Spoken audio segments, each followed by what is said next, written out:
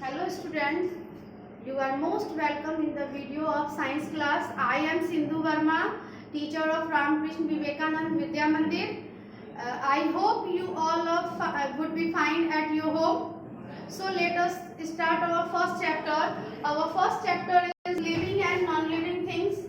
Student, in this chapter we are going to learn about this topic: living things, non-living things, natural things and man-made things.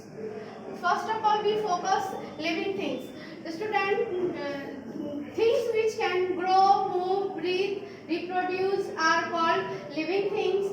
They have life in them. वो चीजें जिसमें जीवन होता है, जो grow करता है, खाना खाता है, मूव करते हैं, सांस लेते हैं और एक जगह से दूसरी जगह खुद से चले जाते हैं, वो सारे लिविंग थिंग्स में आते हैं.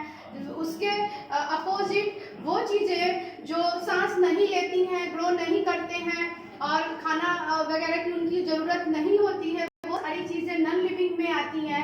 जैसे ये बुक नॉन लिविंग थिंग्स में आता है, मैं और आप बच्चों लिविंग थिंग्स में आते हैं. तो इट्स दैट्स क्लियर कि living what is living things and non living things. Okay students, so let us start in details. There are many things around us. You can see birds, men, grass, trees, sun, houses, car, girls, cloud, etc. around us. Living and non-living things, things that we see around us can be classified into two groups, living and non-living things. Animals, plant, human beings are living things. For example, bird, grass, tree, man, girls, etc. All other things are non-living things. For example, sun, car, houses, clouds, etc. These things do not have life in them. You belong to the group of living things, but this book is non-living things. Student, जैसा कि तुम देख रहे हो इस picture में भी या हम अपने आस पास भी देखते हैं, हम सारी चीज़ों को दो भागों में बांटते हैं. क्लासिफाइड यानी बांटना, दो ग्रुप में बांट देते हैं. फर्स्ट वो चीज़ें जो सांस नहीं लेती, ग्रो नहीं करती, यानी जिनमें लाइफ नहीं है, वो सारी चीज़ें नॉन लिविंग थिंग्स होती हैं. और सेकंड में लिविंग थिंग्स यानी वो चीज़ें जो सांस लेती हैं और ग्रो करती हैं और एक जगह से दूसरी जगह जाती हैं खुद से, वो सारी चीज़ें लिविंग थिंग्स होती हैं. यहाँ पे आपने देखा एग्जाम्पल में, जैसे कि animals, plant, bird, human beings, ये सारे लिविंग थिंग्स में हैं. Sun, car, moon, houses, cloud etcetera, ये सारे बिल्डिंग, ये सारी चीजें नॉन लिविंग थिंग्स में आती हैं.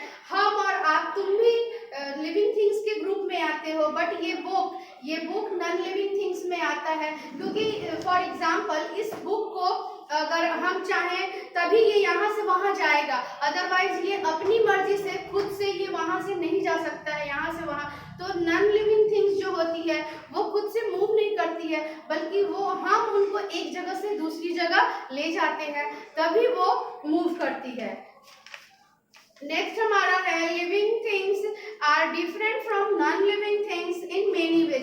यानी बहुत तरीकों से living things non living things से अलग है, या फिर ऐसा हम कह सकते हैं कि जस्ट अपोजिट है.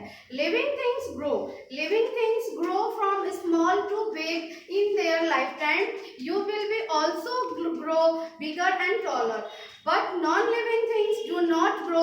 यानी लिविंग थिंग्स लाइफ टाइम तक ग्रो करता है, यानी छोटे से बड़ा होता रहता है. जैसे आप बेबी प्लांट देखते हो तो वो प्लांट और फिर और बड़ा होकर ट्री के रूप में हो जाता है. जैसे छोटा सा पपी फिर आगे चल के डॉग बन जाता है. जैसे काल्फ जो है बड़ा होके काऊ बन जाता है. जैसे छोटा सा बेबी यानी छोटा बच्चा बड़ा होके मैन या वुमेन बन जाता है.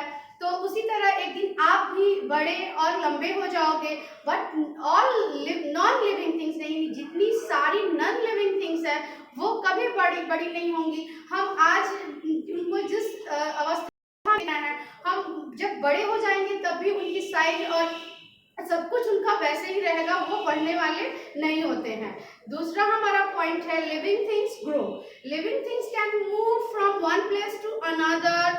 you walk and run, birds fly, fish swim, snake travel। यानी जैसे कि तुम चलते हो और दौड़ते हो, मूव करते हो, बर्ड्स फ्लाई करती हैं, मछलियाँ तैरती हैं, सांप जो है वो रेंगते हैं, तो वो लिविंग थिंग्स मूव करते हुए दिखाई देते हैं। उसी तरह पेड़ पौधे, हमको लगता है कि पेड़ पौधे मूव नहीं करते, पेड़ पौधे जो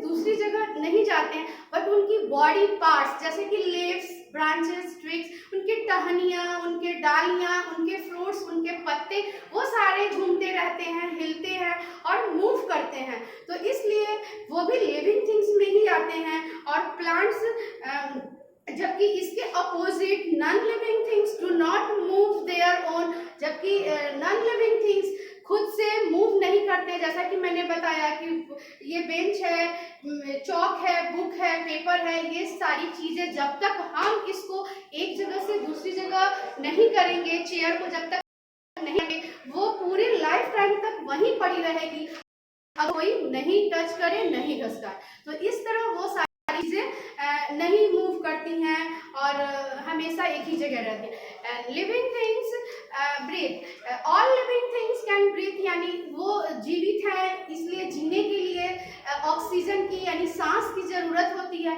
और वो ब्रीथ करते हैं। बट जबकि नॉन लिविंग थिंग्स को सांस लेने की कोई जरूरत नहीं है, क्योंकि वो जिंदा नहीं होते हैं, तो वो डू नॉट ब्रीथ, वो नहीं करते हैं।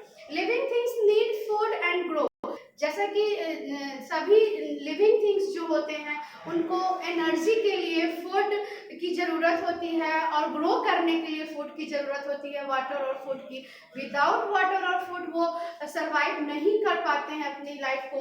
तो इस तरह सारे लिविंग थिंग्स, बल्कि प्लांट जो है उनको भी वाटर की ज़रूरत होती है अपना भोजन बनाने के लिए।